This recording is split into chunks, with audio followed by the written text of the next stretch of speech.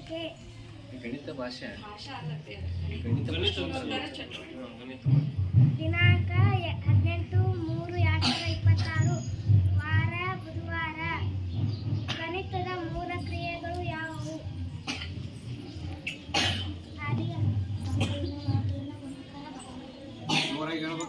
ಕೇಳ್ಬೇಕಲ್ಲ ಎಲ್ಲರಿಗೆ. ಪರಸಂಖ್ಯೆಗಳು ಕೂಡಿಸಿದಾಗ ಬರುವ ಉತ್ತರ. ಸಂಖ್ಯೆಗಳನ್ನು ಕೂಡಿಸಿದಾಗ ಬರುವ ಉತ್ತರ. ಇಲ್ಲಿ ಇಷ್ಟು ಜನ ಇರ್ತಾರೆ ನೋಡಿ.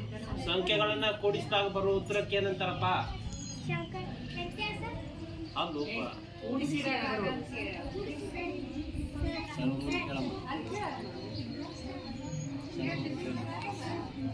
ಅಲ್ಲಿ ಕೇಳಿ ಸಣ್ಣ ಹುಡುಗರನ್ನ. ಅಕ್ಕಿ ನೀ ಮೊತ್ತ ಸರಿಯಾದ ಉತ್ತರ. ಸಂಖ್ಯೆಗಳನ್ನು ಕಳೆದಾಗ ಬರುವ ಉತ್ತರ. ಸಂಖ್ಯೆಗಳನ್ನು ಕಳೆದಾಗ ಬರುವ ಉತ್ತರ. ಚಿಕ್ಕ ಮಕ್ಕಳು ನೀ ಹೇಳ್ತೀನಿ ಕೈ ಎತ್ತಬೇಕಷ್ಟೇ. ಸರಿಯಾದ ಉತ್ತರ. ಗುಣಾಕಾರ ಎಂದರೇನು?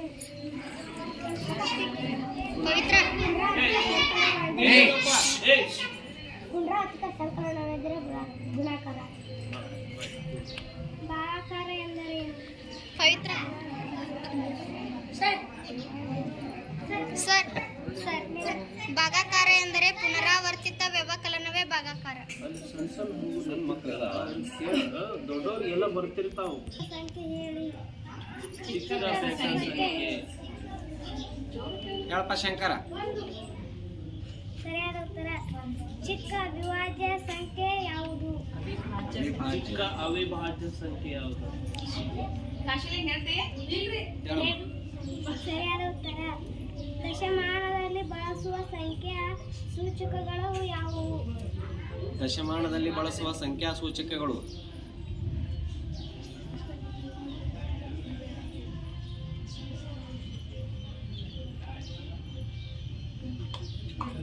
ಸೊನ್ನೆಯಿಂದ 9. ರೋಮನ್ ಸಂಖ್ಯಾ ಸೂಚಕಗಳು ಎಷ್ಟು? ಹೇಳಾರ ಬಳಿ 7. ಹೊರಗೆ ಹೇಳು. 7. ಸರಿಯಾದ ಉತ್ತರ ರೇಖಾಗಣಿತದ ಮೂಲಭೂತ ಪರಿಕಲ್ಪನೆ ಯಾವುದು?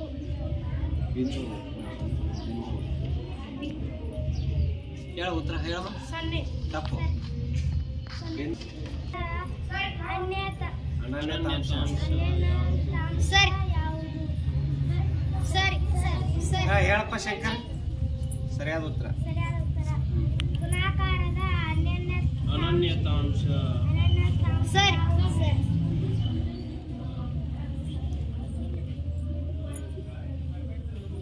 ಒಂದಂತ ಹೇಳಿದಳು. ಸರಿನಾ ತಪ್ಪಮ್ಮ? ಹೇಳ್ಬೇಕು. ನೆಕ್ಸ್ಟ್ ಇನ್ನೂ 2 ಬಿಟ್ಟಿಲ್ಲ. 4. 12ರ ವರ್ಗ ಸಂಖ್ಯೆ ಎಷ್ಟು? ಸರ್ ಅನ್ನಕ್ಕೆ ಹೋಗ್ಬೇಡ್ರಿ. ಕೈ ಎತ್ರಿ. ಸರಿಯಾದ ಉತ್ತರ 9763. ಇದರಲ್ಲಿ 7ರ ಸ್ಥಾನವಿದೆ ಎಷ್ಟು? 9763. ಇದರಲ್ಲಿ 7ರ ಸ್ಥಾನವಿದೆ ಎಷ್ಟು? 7. ಸರಿಯಾದ ಉತ್ತರ 5 ಅಂಕಿ ಅತಿ ದೊಡ್ಡ ಸಂಖ್ಯೆ ಯಾವುದು? ತಪ್ಪು. ನೀ ಹೇಳ್ತಮ್ಮ. 99,999. ಸರಿಯಾದ ಉತ್ತರ 4 ಅಂಕಿ ಅತಿ ಚಿಕ್ಕ ಸಂಖ್ಯೆ ಯಾವುದು? ಈಗ ಹೇಳಿ. ಹಂಗಾರೆ ಯಾರು ಹೇಳಿದ್ರಲ್ಲ. ಹೇಳಿ ಈಗ. ತಪ್ಪು. ತಪ್ಪು. 1000 ಸರಿ. ಪ್ರಶ್ನೆ ಸರಿಯಾಗಿ ಕೇಳ್ಕೋಬೇಕದನ್ನ. ಚಿತ್ರದ ಸಮಮಿತಿ ರೇಖೆ ಎಂದರೇನು? ಚಿತ್ರದ ಸಮಮಿತಿ ರೇಖೆ ಎಂದರೇನು?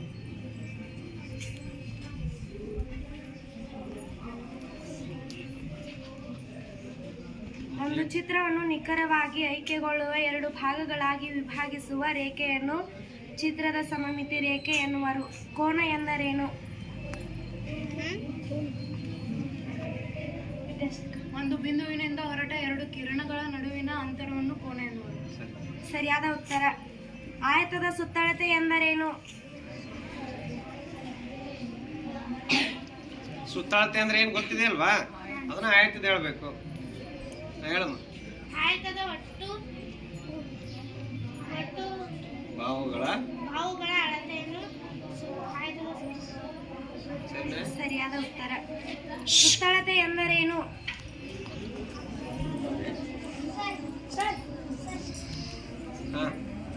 ಸದಾಶಿವ. ಸರಿಯಾದ ಉತ್ತರ. ಆಯತದ ಸುತ್ತಳತೆಯನ್ನು ವಾಕ್ಯ ರೂಪದಲ್ಲಿ ಬರೆಯಿರಿ.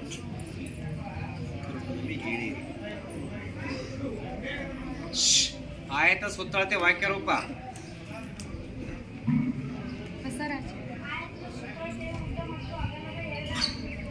ತಪ್ಪು. ಮತ್ತೆ ಶ್ರೇಯಸ್ಸ. ಆಯತದ ಸುತ್ತಳತೆಯು ಉದ್ದ ಮತ್ತು ಅಗಲದ ಮೊತ್ತದ 2ರಷ್ಟು ಇರುತ್ತದೆ. ಮತ್ತೊಂದು ಬರಬೇಕು. ಚಟುವಟಿಕೆ ಮೇಡಮ್ ವಿಷಯ one who know the mathematics he no all the subject ಅಂತ ಹೇಳ್ತಾರೆ. ಎಲ್ಲ ವಿಷಯಗಳಲ್ಲಿ ಅತ್ಯಂತ ರಾಜ ವಿಷಯ ಯಾವುದಪ್ಪ ಅಂದ್ರೆ ಗಣಿತ. ಯಾರು ಗಣಿತವನ್ನು ಸರಿಯಾಗಿ ಅರ್ಥ ಮಾಡ್ಕೋತಾರೋ ಅವ್ರಿಗೆ ಉಳಿದ ವಿಷಯಗಳು ಸರಳ ಆಗ್ತಾವೆ.